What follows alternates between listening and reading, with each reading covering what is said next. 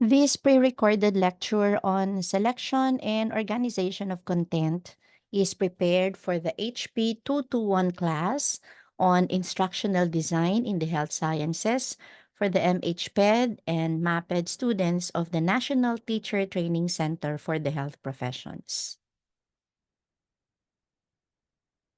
It is expected that at the end of the lesson, instructional designers are able to first explain the principles in selecting and organizing the content of a specific unit of instruction, revisit the content of their chosen unit of instruction, select topics relevant to their chosen unit of instruction, and the last would be to organize the topics chosen to match the instructional objectives formulated for the chosen unit of instruction. All the activities in the instructional design process are very important. However, the selection of content is one of the most crucial. It is not as easy as getting a textbook and copying the table of contents. Merrill in 1998 says, determining what to teach is the most important activity of the instructional design process. I'm sure there are times when you are in front of your computer or maybe a night before your class asking yourself this question: what will I teach to achieve my instructional objectives?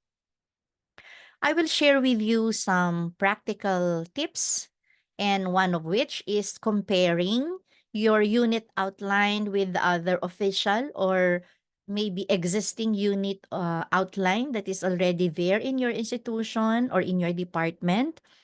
Check previous unit outlines if teaching a pre-existing course or unit. I think that's one tip that I can give you.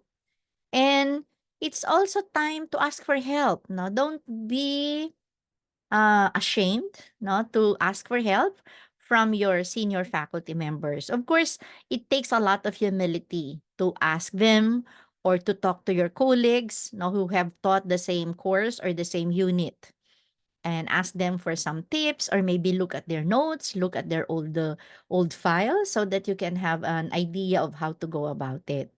If your unit of instruction is new or it is something new just to be offered, you can add new topics, compare with similar topics of other institutions. So you also have to benchmark a little bit and include only content that supports the instructional objectives. You know, sometimes that is the problem because since most of you are content experts, no, in your own fields of specialization, we have a tendency to focus too much on content that are no longer relevant to the instructional objectives. So these are just some tips that I can share with you.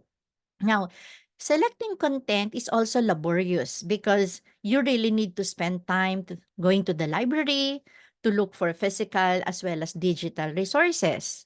So maybe one added tip that I can give you is you need to befriend your librarians because for sure they will make your life a lot easier. So here we have the principles of content selection. First would be validity, significance, balance, sufficiency, interest, utility, and feasibility. Now, let's go over each principle one by one. The first is validity.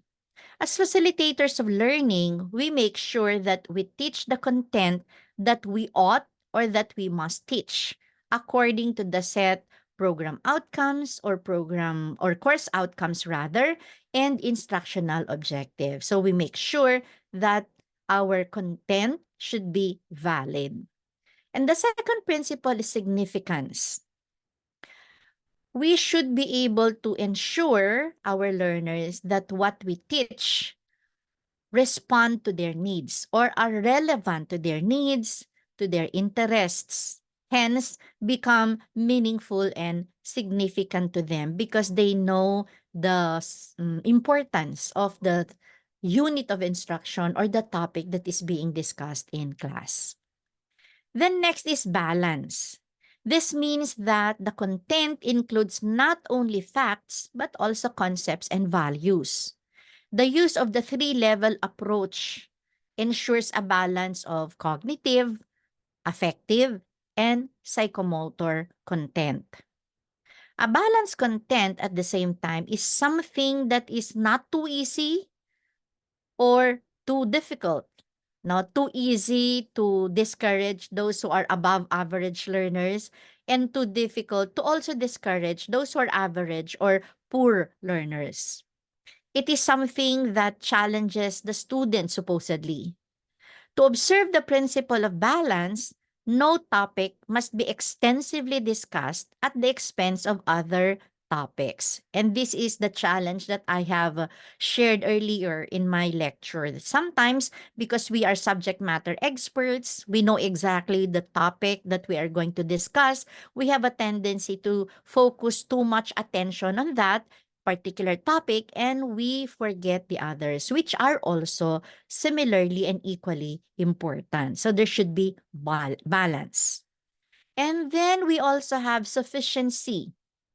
The content fully covers or must fully cover all the essentials. Learning content is not mile wide and inch deep, as they say. The essentials should be able to sufficiently cover and treat all the topics or the important topics with depth. No? This is a case of less is more, as they say. And then, of course, the next principle is interest.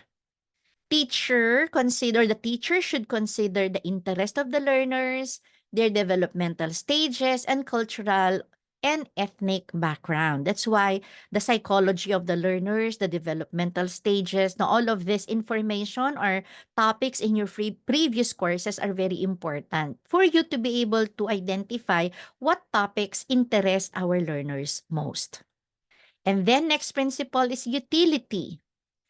Will this content be of use to the learners? I'm sure when you were in school and maybe up to now, no, whenever a new topic is introduced to you, the question that comes to your mind is, paano ko ba to gagamitin? Magagamit ko ba to sa pagdodoktor ko?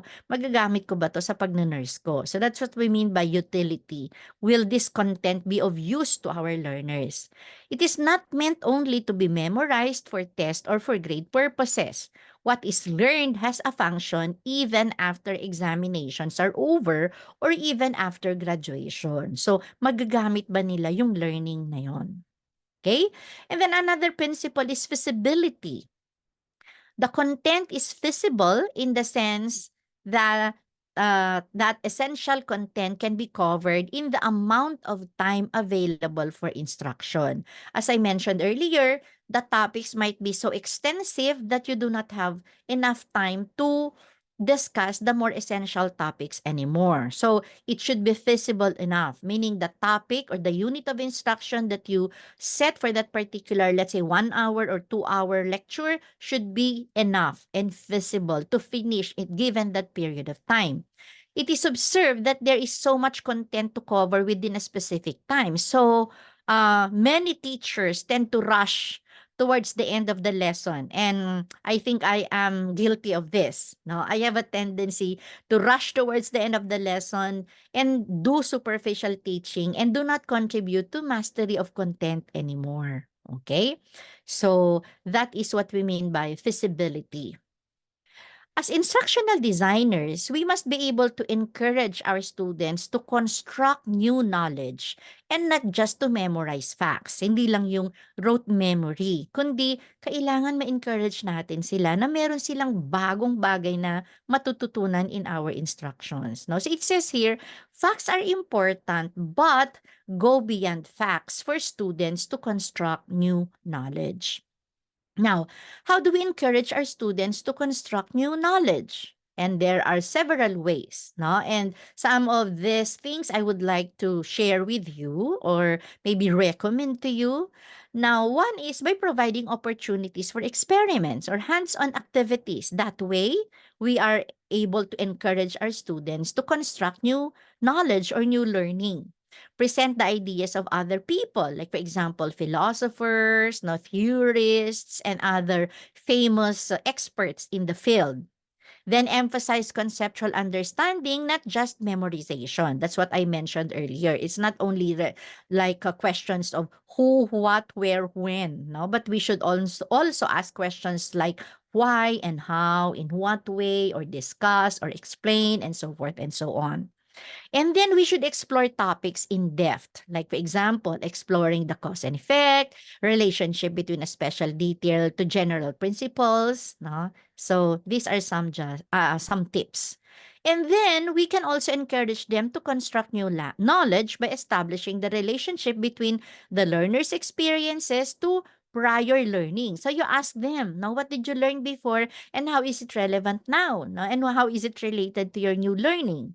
Allow students to teach uh, others or teach to others their learnings. How? By maybe doing some peer mentoring or tutoring their own classmates. Allow them to transfer their knowledge to their classmates. And then let's also promote reflection or dialogue. Give them opportunities to reflect on their own learnings and make sense of their own learnings. And of course, to incorporate lessons to real world, no? Something that is related and relevant to their daily experiences. And of course, we should be able to integrate cognitive, affective, and psychomotor domains of learning. So the integration of these three domains of learning are very important in our instructional design and specifically in the choice of our content or in the selection of our content. No? These three, cognitive, affective, and psychomotor, are treated separately, but we should be able to show the relationship of these three. Like for example, if you have learned this new knowledge, how is then translated into your appreciation of what you do, no? And therefore, how will it change your behavior and the skills that you do? So that's the way we integrate these three domains of learning. Subject matter content is the integration of facts, concepts, principles, hypotheses, theories, and laws, thinking skills, manipulative skills, values, and attitude. So that's what we mean by integration. Well, additional tips are the following, and they are based on my experience. It works for me, and I don't know if it will work for you as well, but maybe you can try it. Number one is check prior knowledge, attitudes, and skills or their entry competencies. No? How? By giving, for example, a pretest or maybe asking some expectations or giving a quiz bee, no? Just so that you can identify which topics are for you to teach or topics that you should reteach or perhaps unteach. No? Because the results of the pretest expectation checks or the quiz bee will be able to tell you, the facilitator of learning, the knowledge gap or the KAS, the knowledge, attitudes, and skills gap based on the instructional objectives that were set for that particular unit of instruction. Okay, what else?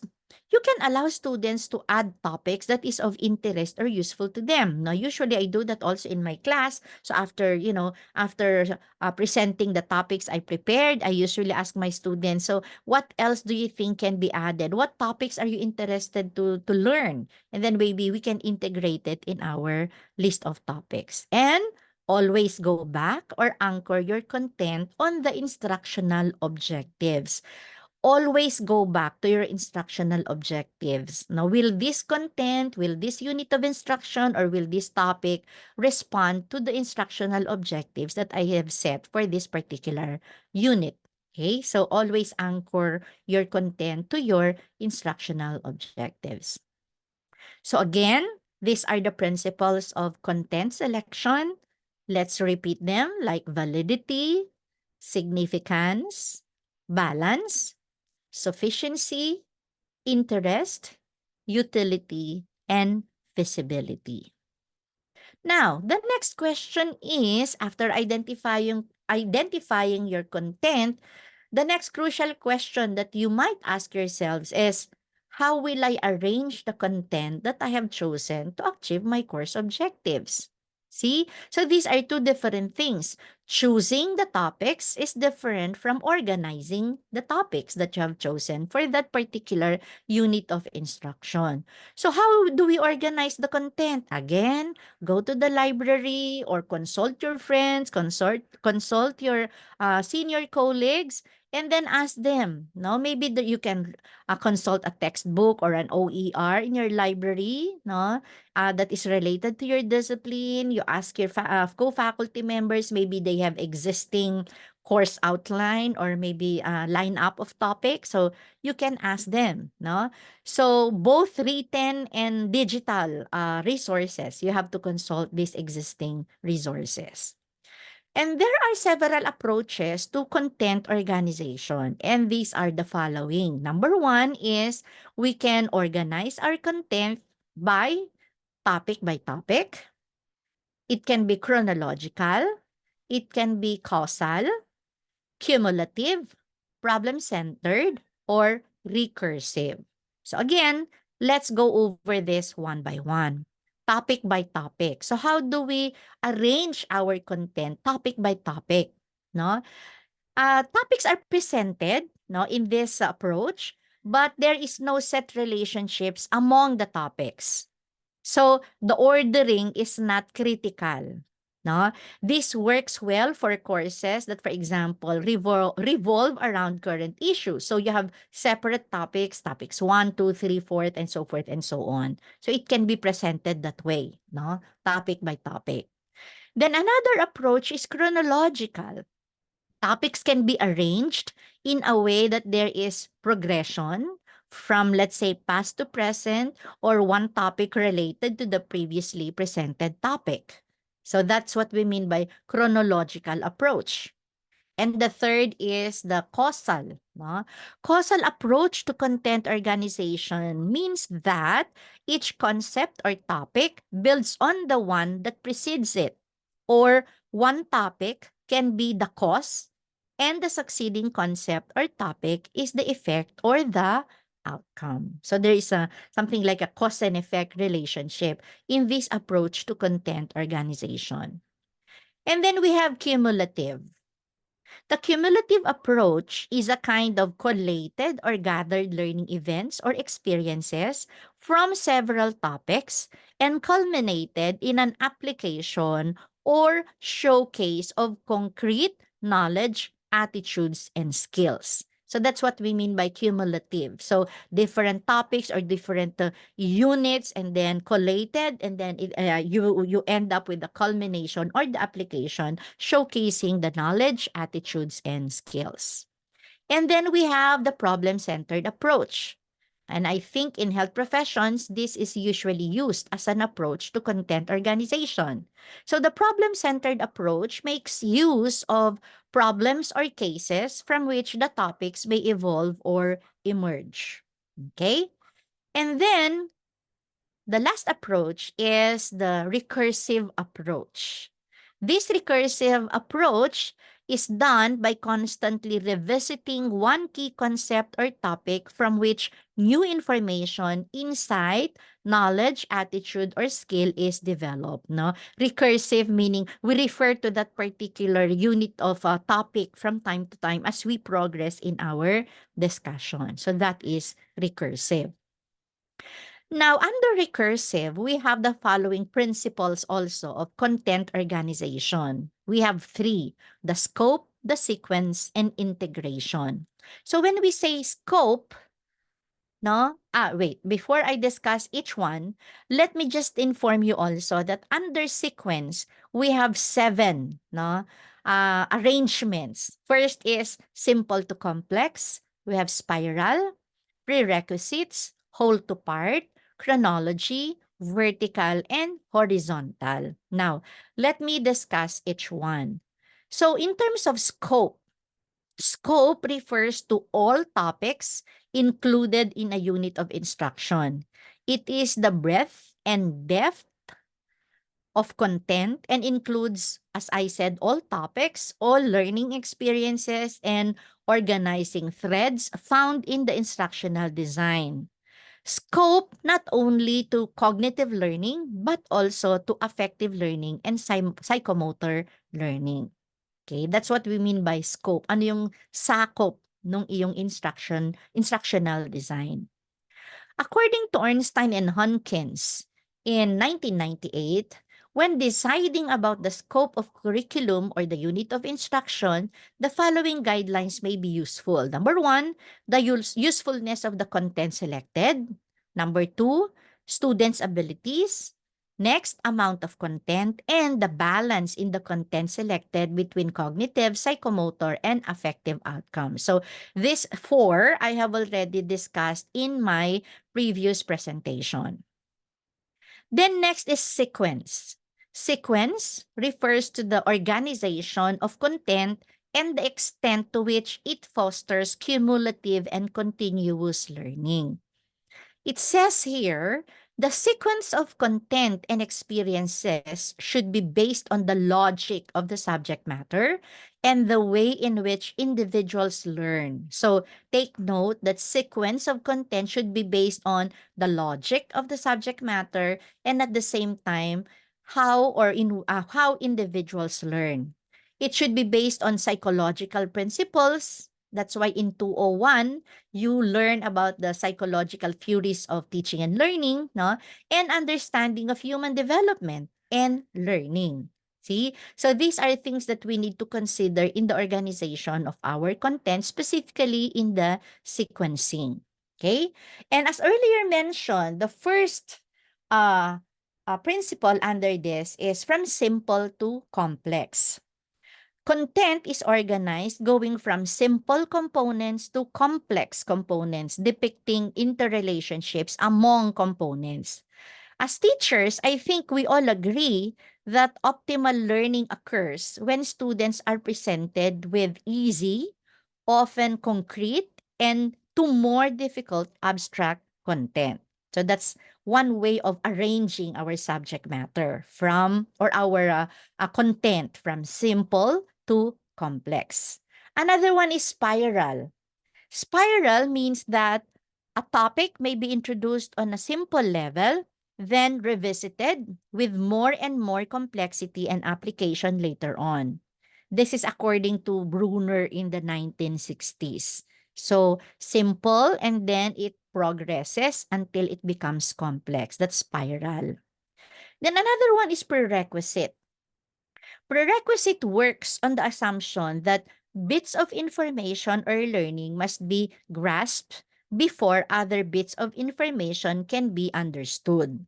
So understanding first the essential knowledge, attitudes, and skills before being able to understand the more complex or higher knowledge, attitudes, and skills.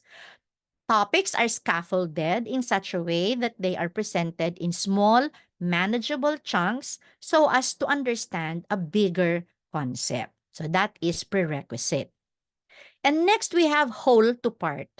Another principle of content organization in instructional design is the whole to content or whole to part, meaning content is better understood if an overview or the whole or the general picture is first presented to show the connections between the different parts. So this one is from the more general to the more specific or whole to part.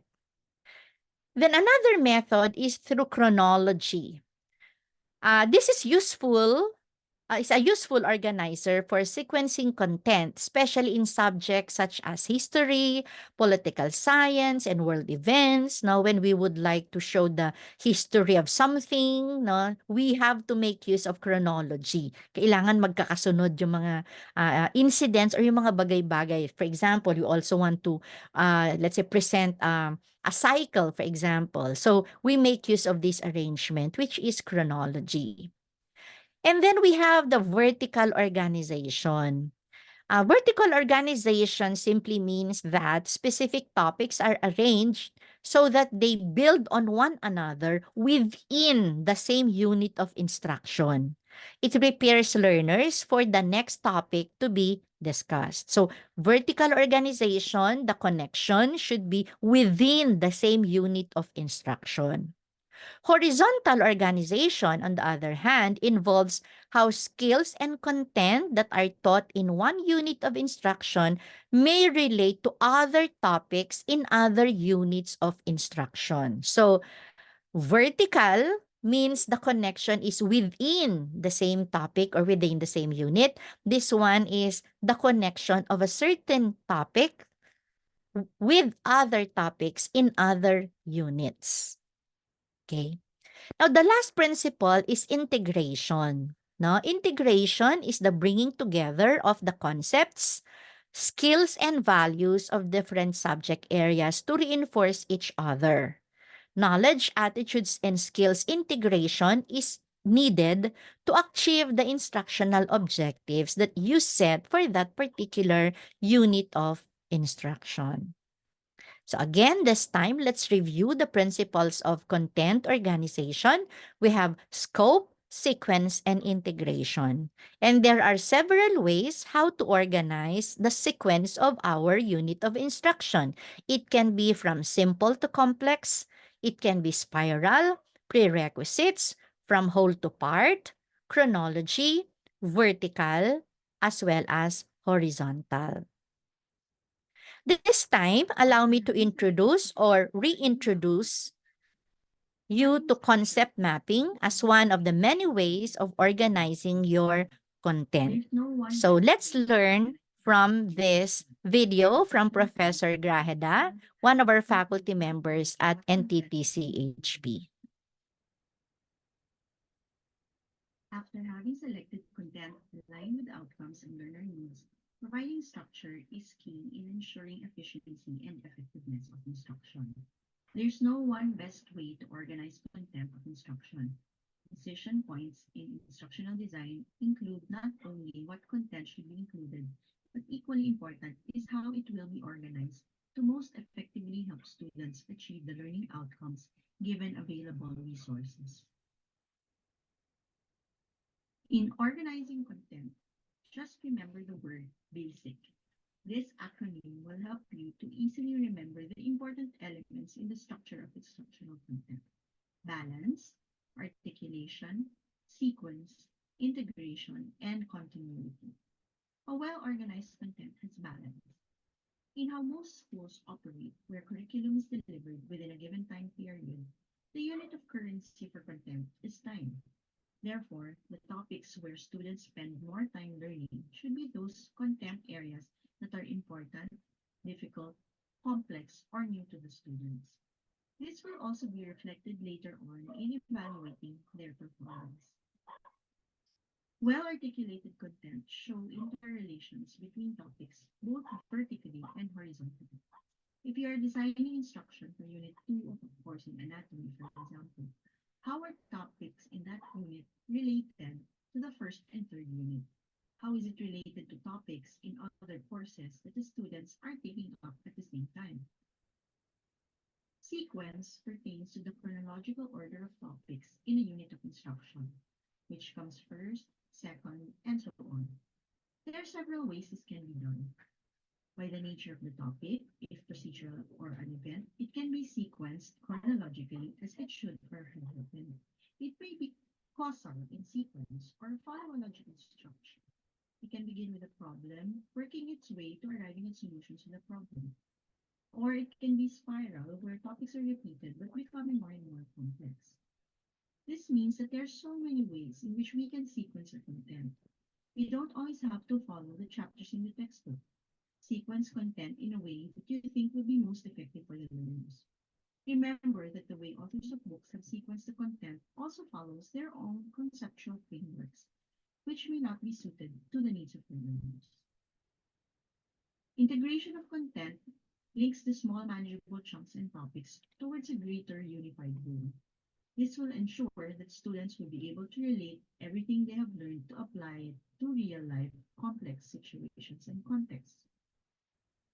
Lastly, a well-organized content is continuous, flowing logically and smoothly from one topic to another. There are different strategies you can use to help you organize your content. After selecting the content areas and topics, You may want to use any of these tools to help you decide on the balance, articulation, sequence, integration, and continuity of the content. The most common tool, and I guess this is the most automatic way we organize our topics, is by creating an outline. This helps us show which are the main topics and subtopics. Though it only uses words, leveling and grouping together of topics help in defining the relationship between topics in terms of hierarchy. If you're a visual person, then graphic organizers might be more suitable. Relationships are displayed in a visual way where relationships between concepts may not necessarily be only linear and hierarchical. Visual organizers come in many forms. There are mind maps, which can be used to show the branching out of connected topics to a central idea. The main branches are similar with the main topics in an outline, which further branches out into subtopics. A similar visual organizer is the web, where topics are connected to a central idea and branches out into categories or groups of similar topics. It can be as simple as this or as complex as this. Finally, you have your concept maps. These are quite different from webs and mind maps, as it uses linking words to show the relationship between concepts. We'll discuss this a bit more because you will be creating your own concept maps in organizing the content of your chosen instructional unit. When creating a concept map, you first start out by identifying a main idea or concept, which is usually placed at the top. Next, identify the key concepts that relate to the main idea and arrange them from the most general to the most specific. Relationships are represented by a directional arrow from one concept to another. Be open to any changes in the positions of your key concepts while still maintaining the same relationship with other ideas as you develop the map further. Then create your linking phrases and cross-links that connect the concepts in different areas of the map to further illustrate relationships. Note that the linking phrases are verbs that connect two concepts to express their relationship.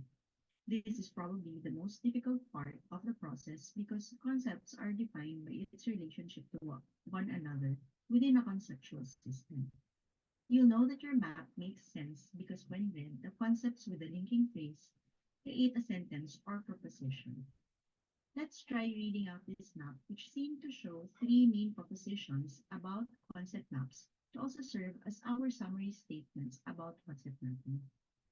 First, concept maps are two-dimensional diagrams that contain concepts and directional named links to make propositions. Second, concept maps probe mental structure of long-term memory, which is assumed to have relatedness structure represented by hierarchical clusters.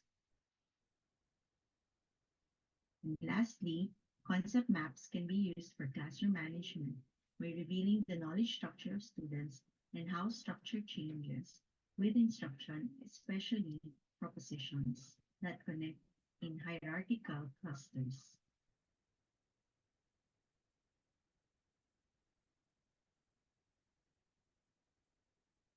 Always remember that organizing content is important in the design process as deep levels of processing and learning can only be attained through a well-structured content.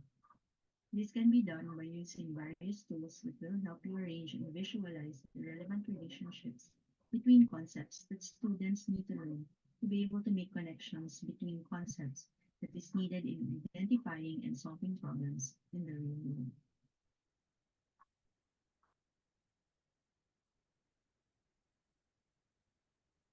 So now that you are done listening or watching the lecture, I want you to pause for a while and reflect on the following questions. First, what did you learn from the lecture? Any insights and realizations? How can you apply this to your actual teaching learning activities? And any specific help that you need to help you improve your selection and organization of content? This time, you may go back to your proposed instructional design, review your instructional objectives, and based on this, select and organize your content.